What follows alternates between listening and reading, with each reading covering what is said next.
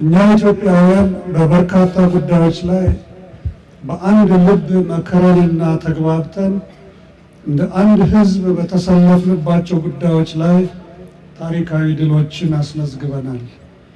በየዘመኑ የተነሱብንን ወራሪዎችን አሸንፈናል። ሀገር ተበትና ሀገር አልባ ከመሆን በአባቶቻችን ጥበብ፣ በእናቶቻችን ሀገር ወዳድነትና ጸሎት፣ በወጣቶቻችን ጥንካሬ ዛሬም ባለ ሀገር ነን። ሀገራችን ኢትዮጵያ በሌላ ገጽታዋ እጅግ መሰረታዊ በሆኑ ሀገራዊ ጉዳዮች ላይ ያለመግባባቶችና የሀሳብ ልዩነቶች ጎልተው የሚታዩባት ነች። እነዚህ የሀሳብ ልዩነቶች የፈጠሯቸው አለመግባባቶች የተለያዩ መንስኤዎች ያሏቸው ከመሆናቸውም በላይ ለረጅም ዘመናት እየተደራረቡ የመጡ ናቸው። መሰረታዊ ሀገራዊ የሀሳብ ልዩነቶቻችንን እንዲሁም መንስኤዎቻቸው ላይ ጭምር ያልተግባባን መሆናችንም ችግሩን የበለጠ የተወሳሰበ አድርጎብናል። የሀሳብ ልዩነቶቻችንና አለመግባባቶችን የምንፈታበት መንገድም ከምክክር ይልቅ የኃይል አማራጮች የሚጎሉበት መሆኑን ብዙ ዋጋ አስከፍሎናል፣ ዛሬም እያስከፈለን ነው።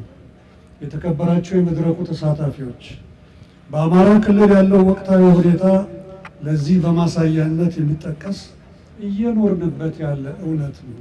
በመላው ሀገራችን መሰረታዊ ጉዳዮች ላይ የሀሳብ ልዩነቶችና አለመግባባቶች እየሰፉ በመምጣታቸውና እነዚህንም ልዩነቶች በኃይል አማራጭ ለመፍታት በተደረጉ ጥረቶች ይህ የተከበረ ሕዝብ ከፍተኛ መስዋዕትነትን ከፍሏል፣ እየከፈለም ይገኛል። በክልሉ በሚሊዮን የሚቆጠሩ ሕፃናት ከሚናፍቋቸው የትምህርት ቤት ደጃፍ መድረስ አልቻሉም።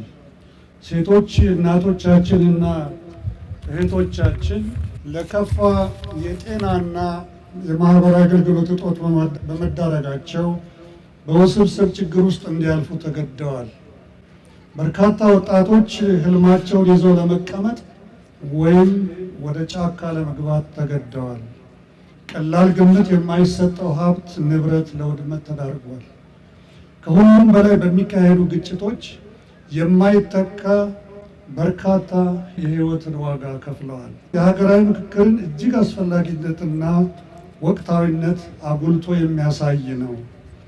ግጭቶች በዘላቂነት እንዲፈቱ ተነጋግሮ ተደማምጦና ተመካክሮ መግባባት ላይ መድረስ ምንም ሌላ አማራጭ የለውም። ለመመካከርም ያልተግባባንባቸውን ጉዳዮች ስረ መሰረት መለየትና በአጀንዳዎች ላይ መግባባትን ይጠይቃል። ከዚህ ውጪ ያሉ አካሄዶች አሁንም ቅድም እንደተነገረው ለጊዜው አንዱን ተሸናፊ ሌላውን አሸናፊ በማድረግ ጊዜያዊ መፍትሄ ያስገኙ እንደሆነ እንጂ ካሉብን ችግሮች የሚያላቅቁን አይደሉም። በቀጣይ ቀናት በሚኖረው የምክክር ሂደት በኃላፊነት ስሜት አሁንም ቅድም የነቃ ተሳትፎ ማድረግ የበኩላችሁን ታሪካዊ አስተዋጽኦ እንደምታበረክቱ በአክብሮት ጥሬን አቀርባለሁ። ዳር ቆመው መሳሪያ ያነገቡ እርስ በርስ በግጭት ውስጥ ያሉ ወንድሞቻችን እህቶቻችን ወደ አምላክ መንገድ ወደ ሰላም ተመለሱ እንላለን።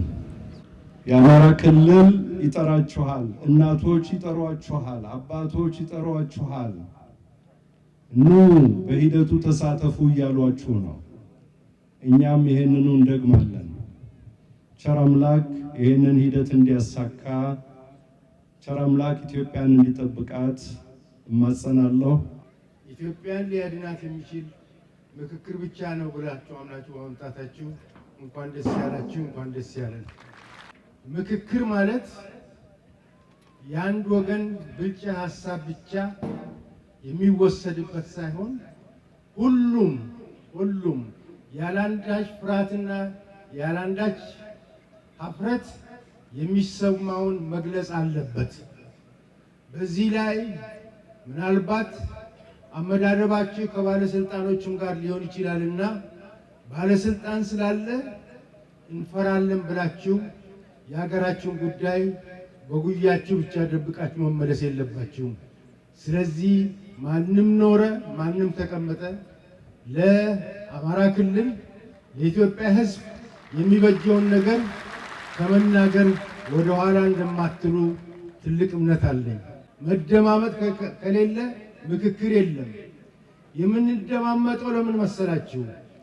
እኔ አንድ አቋም ይዤ ብቀርብ ሌላው የሚናገረውን በማዳመጥ የሱ ሐሳብ ከኔ የተሻለ ነው ከተባለ እኔም ከሱ ጋር እንድደመር ስለምፈልግ ነው። ስለዚህ ማዳመጥ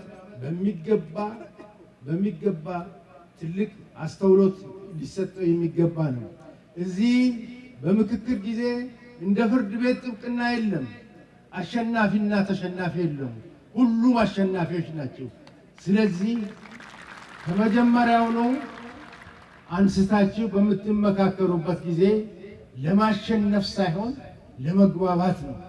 እቺን ሀገር ወደፊት ለማሳለፍ ወይም ለማሻገር የሚረዱትን ምክክር ሀሳቦች እንድትሰጡ ነውና፣ በተረፈ እግዚአብሔር ከእናንተ ጋር ይሁን። ምክክራችሁ ይባርከው። አመሰግናለሁ።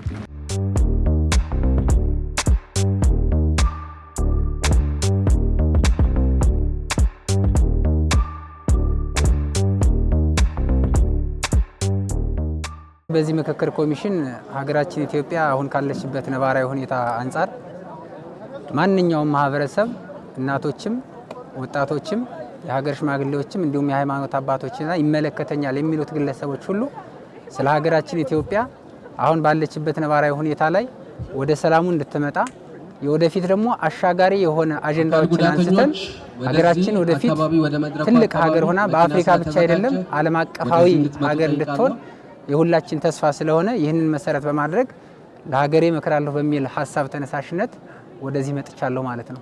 መመካከር ትልቅ ነገር ነው። በመነጋገር ብዙ ነገሮች መፍትሄ ይመጣሉ። ከዚህም አኳያ ልዩ ልዩ ችግሮች ሲፈጠሩ እንደየአካባቢያችን በሽምግልናው ስርዓት መሰረት ማንም ሰው አማኝ ነው፣ የሚያምነው እምነት ይኖራል። በዛም በሃይማኖት ተቋማት ስር እስካለ ድረስ ይህንን የሃይማኖታዊ ስርዓትን በጠበቀ መልኩ ማንም ሰው በንግግር መፍትሄ ያመጣል ማለት ነው።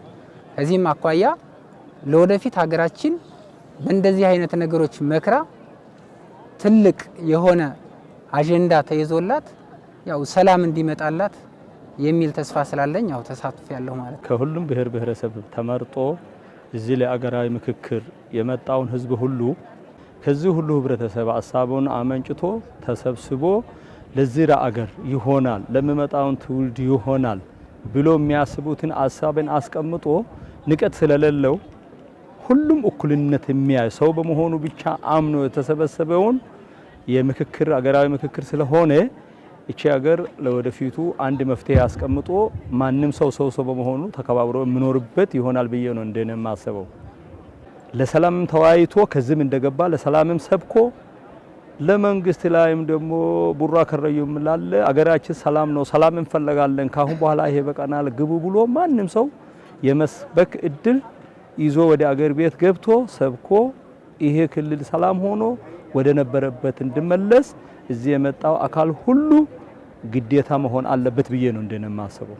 ይሄን ምክክር ኮሚሽን በየበረሃው በየዱሩ ያሉትን ወንድሞቻችን ደግሞ ከኛ ጋር አንዱ ነን ተናበድ በቃ ልጆቻቸውን የሚያሳድጉበት መንገድ ቢፈጠር እነሱ ተመልሰው እንደኛው ነው በአንድ በቀያቸው ቢኖሩ ደስተኛ እንሆናለን። እኛም ከስጋት ነፃ ሆነን ሴቶች ሰርተን የምንበላበት መንገድ ቢፈጠርልን የምክክር ፍጻሜውን መድኃኔዓለም ያሳምርልን።